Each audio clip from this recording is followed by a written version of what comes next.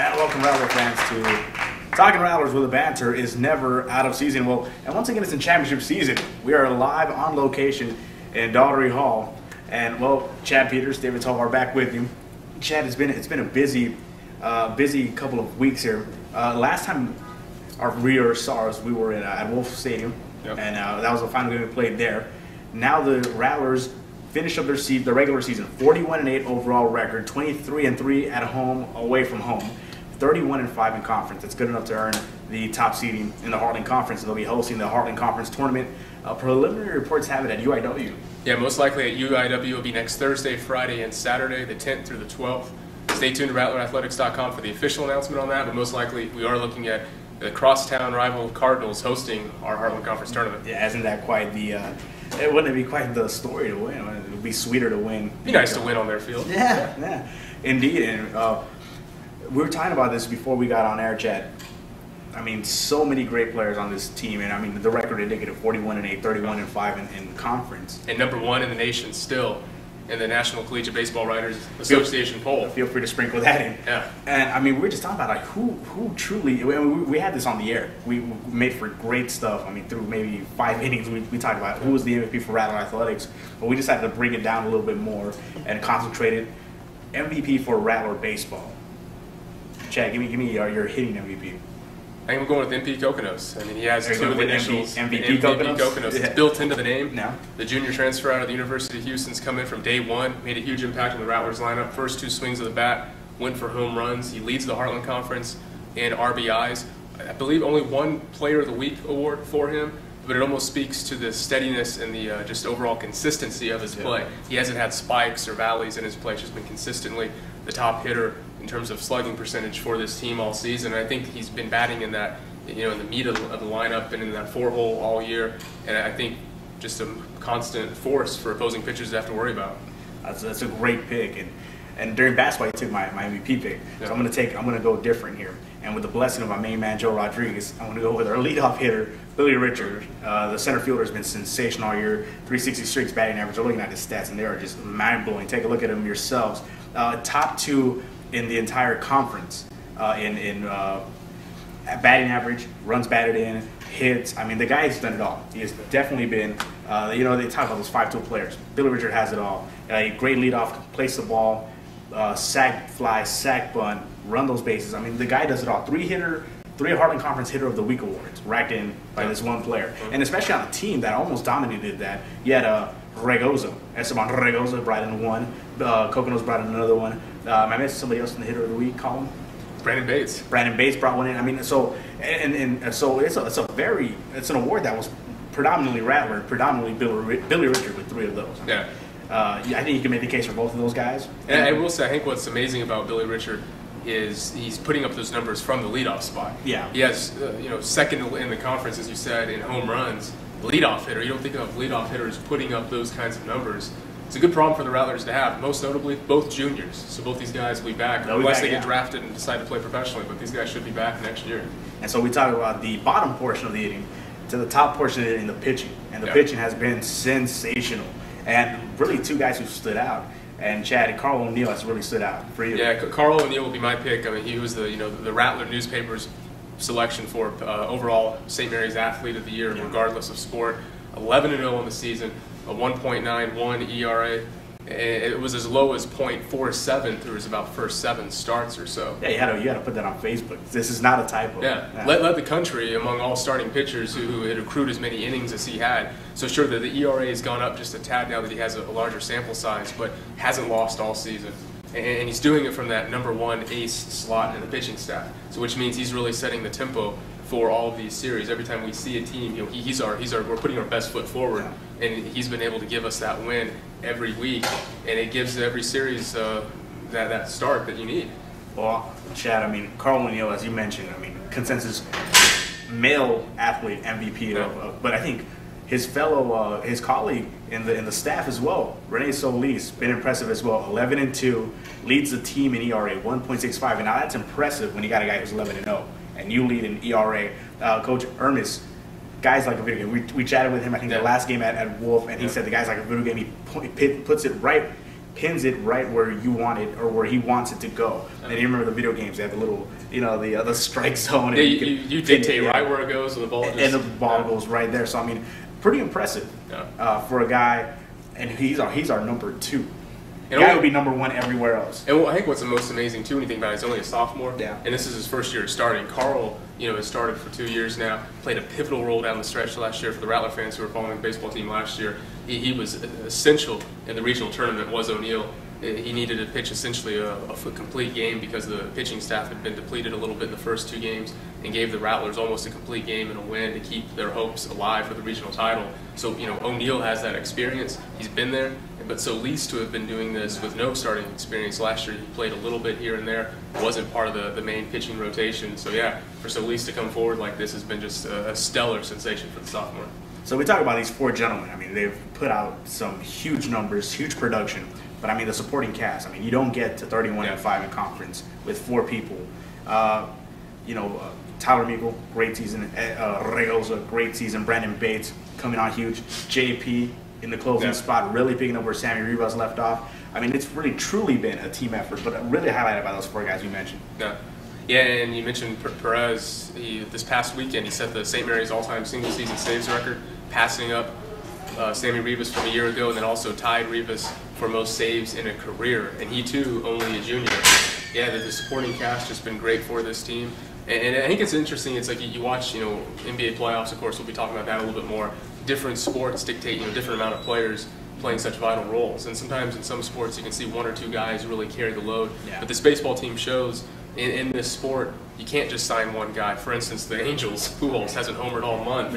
For all that money, 1 guy can't buy the championship. And with our team, you're seeing that 1 guy is not winning that championship. It's a roster with no holes, really. And you talk about championship. The banter on Talkin Rattlers is in championship season once again because this team is eyeing championship. I mean, the Heartland Conference is going to be nice. I mean, these guys are poised for a championship run. And it starts Thursday. Next Thursday, Friday, and Saturday. Possibly UIW, but of course stay tuned to RattlerAthletics.com where you're watching us right now. Talkin Rattlers, where the banter is never out of season. Stay with us, Rattler fans.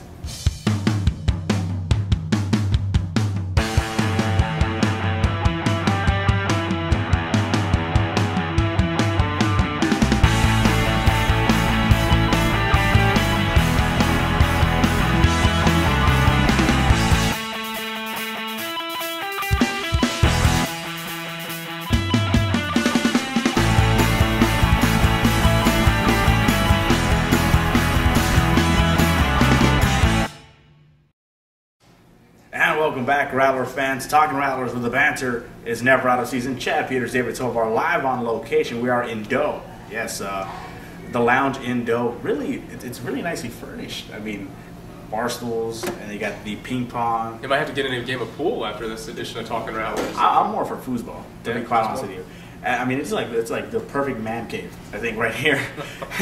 But Rattler fans, we talked a little bit about baseball in the first segment. Of course, they're kicking off their Heartland Conference Tournament bid over possibly UIW. Of course, stay tuned Thursday, Friday, Saturday. And the softball girls, they finished up, wrapping up their season. Tremendous year for the ladies. Finished off with 34-19, 13-2 in conference play, just coming up short in that championship game against St. Edwards. But of course, I mean, the circumstances just crazy. I mean, they win the conference, they get the rights to host, and they defer to Austin.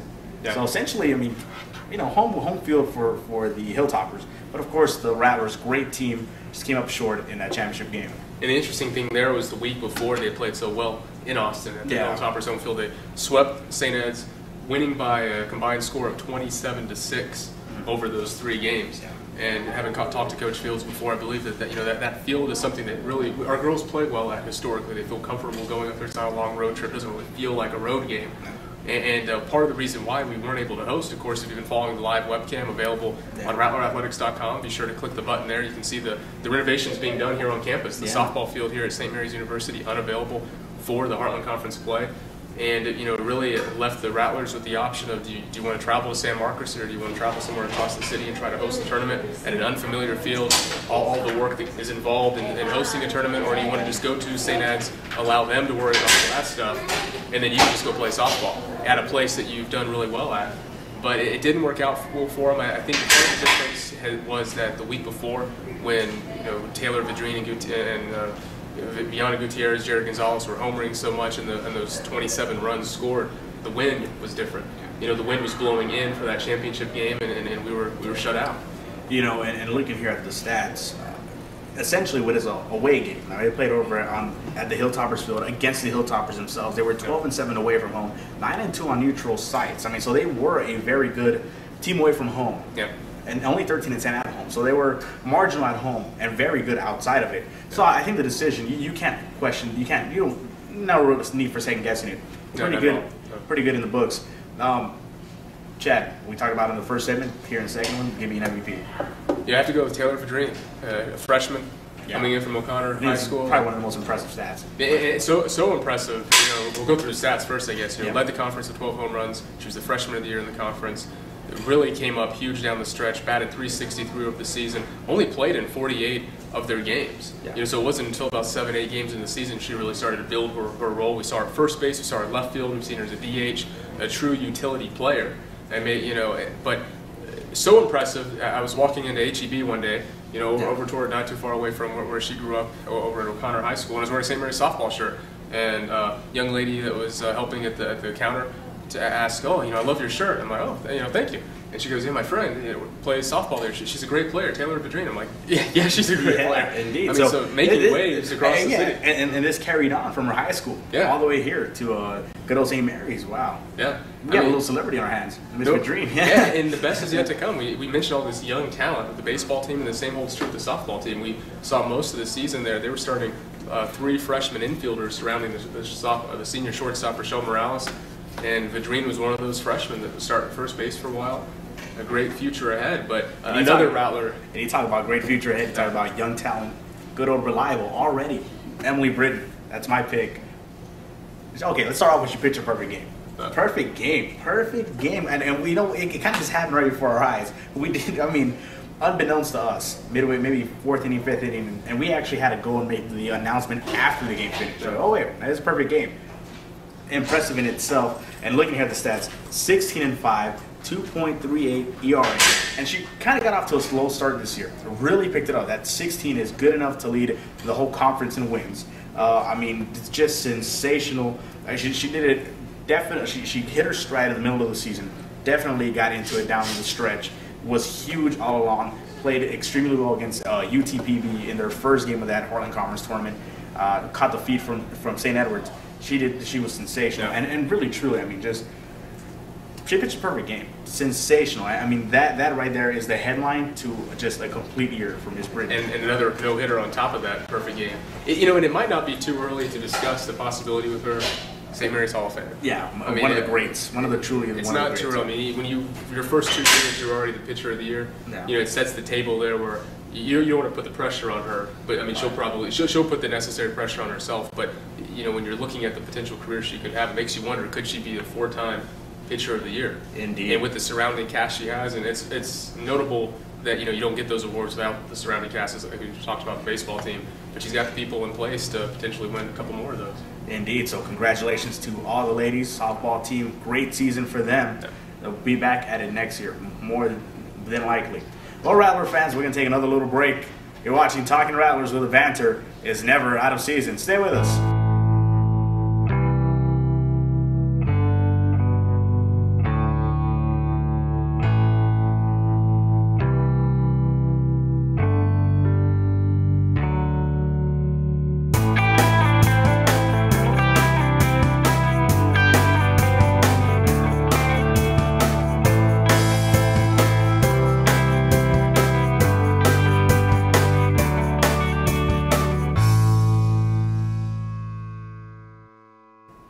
Welcome back, Rattler fans, where the banter is never out of season. Chad Peters, David Tovar here with you. And Chad, we haven't been here in about maybe 2 weeks, and in 2 weeks, a litany of things have already happened. Oyster bake, how was your oyster bake? Oh, it was great. Can't complain with fried oysters, chicken on a stick. Chicken on a stick. And a little bit of, what was the band's name? Buck Cherry. Buck Cherry. Buck Cherry was there. I didn't see Buck Cherry. That's why I didn't remember the name. I was not really too familiar with the work. They were fun. They put on a good show. Really? Yeah. Well, on the other hand, you attended both days, I think. Had to, yeah. Worked the media booth. If you all stop by, we thank you for your attendance. attendance. You may have caught both of us. We worked it for a quick minute. And I gotta say, you put on quite the show at that booth. You were a good face man or pitch man, I should say. I appreciate it. Yeah, maybe next year. Really noted for the future. Yeah? Maybe I get my own stage next year. Maybe I perform alongside maybe a Buck Cherry. No, but I caught the Friday concerts were tremendous. Bobby Valentino, Bobby V, whatever he goes by now. Good, nice show. My man AJ Hearns put on a great show. And then Saturday, I caught the Latin stage of Vi Pulido. It was packed. I saw Twitter going wild with it. So steak on a stick. I'll tell you one thing. Went to steak on a stick booth. It's hard to say. Hard to say quickly. I went to the booth right around 1 o'clock. There was no line, so I darted there. And those two gentlemen holding down the fort, they waved me over, said, "Oh, we haven't had a customer all day." And I said, "Oh, here's your first one." Gave him my coupons, gave me 2 steaks on a stick. That was the highlight, the absolute highlight of my oyster bake. 2 steaks on a stick. 2 highlights. Okay. Seeing 2 of our main men, Tommy Moreno and Tony Moreno. The Moreno and Morano. Yeah, saw them. Shout out Moreno, to the voice of the softball team, and then Morano, the photographer extraordinaire. Tremendous work he did. Yeah, and check out his album. It's on the Action Shots portion of our Facebook. It has shots from Oyster Bake. Great shots, as always. I mean, per the usual. You're shooting for Kings5.com that day, actually, too. So per the usual. Yeah, quite busy man. Always great work. Well, moving on, NFL draft. Chad, I defer to you for my NFL. Luck or Griffin? I think I'd take the safe road with Luck. Yeah, he's been the proven guy, the kind of the safe pick for several years now. Conventional quarterbacks like him win. That's what I think too. And I think I think the highlight for me on draft day was watching Ryan Tannehill, quarterback from A&M, go 8th. And the highlight reel they show is of him, rolling out of the pocket, making bad throws across traffic. And the list of negatives was, questionable, reading coverage. Makes questionable throws, bad decisions, throws across his body, but he has a strong arm. And I think it's been shown in recent years, the arm strength, the 6'5" strong arm quarterback isn't what wins the championship necessarily. It's the guy who has just enough wiggle in the pocket to evade a pass rush, has the strength as an offensive coordinator, almost an on the field offensive coordinator for the team, has the brains, knows at all times what everything's going on, and dictates what the defense does by making counters at the line of scrimmage. And I think that Tannehill has a long way to go, which brings you back to Luck. I think he's the most ready to go in that regard. Indeed. Not sure if serious by the Dolphins picks, but somebody I'm feeling very good about are Cowboys. If you're not a Cowboys fan, too bad, we're talking Cowboys here. Mo Claiborne. Yeah. The Cowboys trade from 14-6 to grab the cornerback from LSU. You like that pick? I was talking with the coworker Andrew Festa in the days leading up to the draft, and I think he mentioned, "Hey, who do you want them to get?" And I said, "I'd love for him to get Morris Claiborne." Ha ha ha ha. Just that there's no way they could get him. The top corner in the draft, probably the best defensive player in the draft, surefire, this and that. And sure enough, they go and move up. And I was watching the draft with a friend that night. Shout out to Tim. Yeah, and all of a sudden we're watching it, and all you hear in the background is just a loud boo. Nothing on the screen had changed. All you hear is booing, and I was like, only the Cowboys generate that kind of booing in New York. And I was like, they had to have just traded up. And sure enough, a few seconds later it comes up, Cowboys have traded for the pick, and I was like, they're getting Claiborne, they got him. Yeah. And so sure enough, they got the guy they wanted. Yeah, and they really filled out a lot of holes in that draft. They got a defensive end and a couple linebackers, a tight end. A safety, another safety. So they really did fill up. And I love the quote. I can't attribute it to somebody, but the way to fix Tony Romo is to fix his defense. There's no way to fix. There's no way. I think it was asinine. As a 10, as 11, as a 12. It's a shout out to one of my favorites, Skip Bayless. But I think it's just asinine when Cowboy fans, you need to replace Romo, draft another quarterback, groom.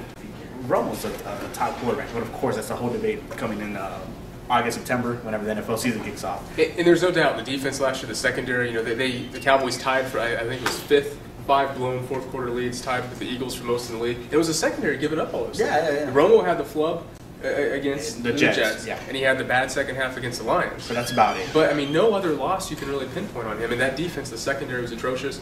Funny quote from Stephen Jones, the vice president of the Cowboys I saw last night. He goes, "Unfortunately, we were playing with a secondary that had Frank Walker and Alan Ball in it." I couldn't believe he threw those 2 guys under the bus, but it's true. Yeah. They were rolling 2 guys like that out there against Eli Manning, and he can't do it. Yeah, and Vic twice a year, and Manning. Well, now moving on, to the most current of events, NBA playoffs. My Super Bowl. I told Chad that there is not one better weekend next to Oyster Bay than the NBA playoffs when they kick off. 4 games Saturday, 4 games Sunday. I watched all 8. Well, I'll start off just so before it keeps moving. Give me your finals prediction. Might be stealing your thunder a little bit Okay. on this one. No pun intended, because Thunder are not in my pick. I think Heat Spurs.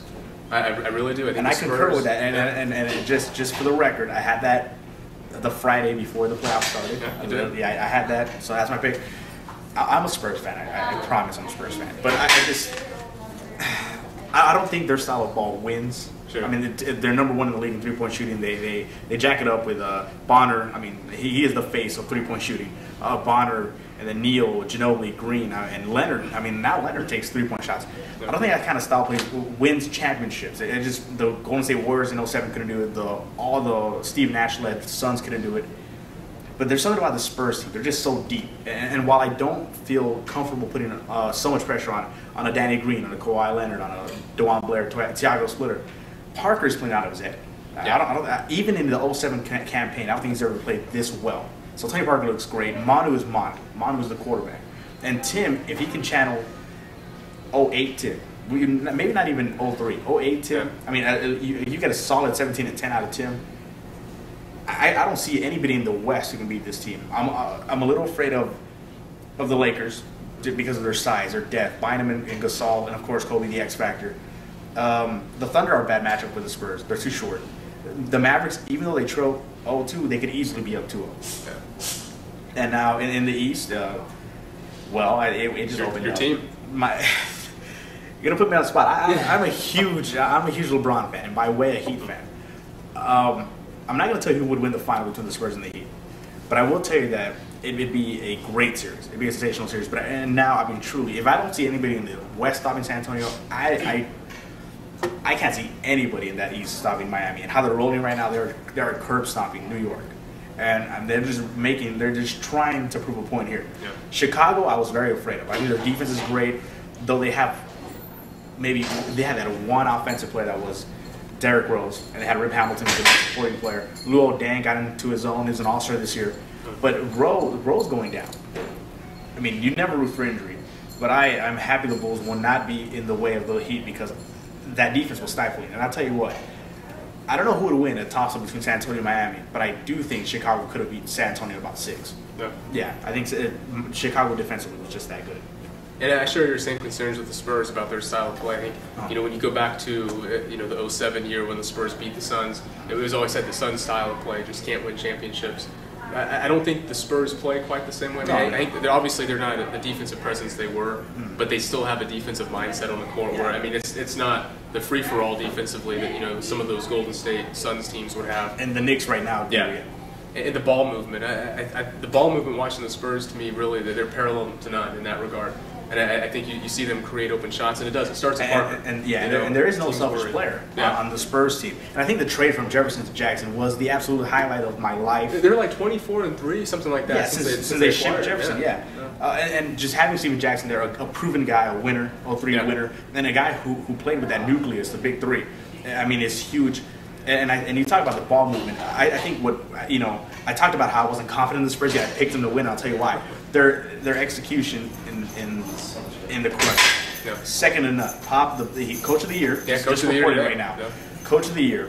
Tim Duncan, basketball IQ through the roof. Parker Ginobili. I mean, just proven winners. Yeah. So their execution in the crunch is just second to none, and that's why they will get to the finals. Miami, they got to match their athleticism. I mean, Miami is already the best team, and they have potential to be even better. I mean, I don't think they've hit their stride. That's the scary part about Miami. They haven't hit their stride. LeBron is out here to prove something. And I'll tell you what, if he doesn't win his championship this year, I don't think he'll ever win. You don't think so? This is the most wide open I think he's ever had. I can't think of another. Because there's no dominant team going. No, there is no team in the NBA that is better than Miami. Okay. Not even San Antonio. Where San Antonio's playing the best, but Miami is the best. So. And that's the thing that I think the Heat should win the title this year. When the season started, I said it should be theirs. Last year was an experiment a little bit, and they still rolled to the finals, and were so close to beating the Mavs as it was. They just met just a lights out dirt. The thing that scares me with LeBron, sometimes I feel like him and Tony Romo are almost the same. You know, granted, LeBron is better and more significant in his craft than Romo is, but both, you know, at the top, respectively, of their leagues. Yet there's just always a reason that they never get the big game. And I never feel like it's really on Romo. Sure, he has his faults. Yeah. It's never really on LeBron. Sure, he's had his bad games. But you've seen with that Cleveland franchise, it wasn't like he had a great supporting cast. He was one amazing piece with Rodgers around. Yeah. And you take him out, and it's, you know, it's a 10-win, 15-win team.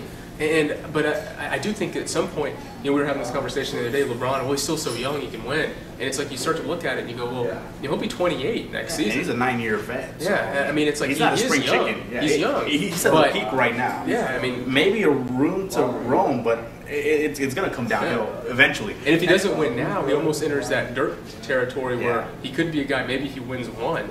Yeah. But LeBron's too good to win one title. Yeah, I mean, he's a guy it'll that be needs the to have four by the time he retires. He might go down if he only wins one. And we're getting greedy here. If he wins one, he might go down as the biggest underachiever since Will Chamberlain, who only won one with that size, with the 100-point game, with, you know, things like that. And especially, we talk about how wide open it is. Ron Artest suspended for the first part. Then Derrick Rose, of course, going down. Yeah. Shumpert from New York in the Miami series going down. Good little rookie defender. Rondo, intentional bump. Intentional? Yeah, oh yeah. Absolutely. And then Amari, I don't know what got into him, punching a fire extinguisher enclosure. He's out for the series. So is the fire extinguisher. Well, I mean, so are the Knicks. The debate might be which is the bigger loss, Amari or the fire extinguisher at this point. It's definitely not the Knicks. Maybe Linsanity? Yeah. Linsanity can solve it. Who knows? But I tell you what, I'm excited. It's my favorite part of the NBA playoffs. I fear for the Spurs Heat because I have an allegiance to both. I don't know who to root for. I'm going to root for a great series. That's what I want. Just a great series. May the best team win. Were you torn back in 07? Yeah. Were you not as big of a LeBron fan? No, I was like, I actually got his jersey at Christmas during that year. So I was a LeBron fan, huge LeBron fan. But then when they got curb stop in game one, I was like, yeah, you know what, it's maybe not his time yet. I felt good. I was like, you know what, he's only a 3-year pro at that point. You knew which side to hit your wagon to? Yeah, definitely knew which side. Definitely knew where I was going to school the next year. So definitely got to root for the Spurs there too. But I mean, just gonna hope for a great playoff. Gonna watch it with some friends. Maybe we'll catch a game together. Maybe find us at Buffalo's or something. Definitely. So, indeed. Well, Rattler fans, we thank you for joining us on an extended edition of Talkin Rattlers. We hope to see you really soon. Of course, check out the Facebook page, facebook.com/St. Mary's Rattlers. Check out our Twitter, twitter.com/St. Mary's Rattlers. The handle, of course, at St. Mary's Rattlers. For Chad Peters, Robin Johnson behind the camera, I'm David Tovar. Thank you to the lovely, lovely residents of Doe. And to the Rowdy Rattlers for helping set this thing up. Oh, indeed. And we got some great stuff coming up with the Rowdy Rattlers, man. Keep your eyes open. Summer, fall, 2012. Well, that'll do it for us. Thank you for joining us. Talkin Rattlers, where the banter is never out of season.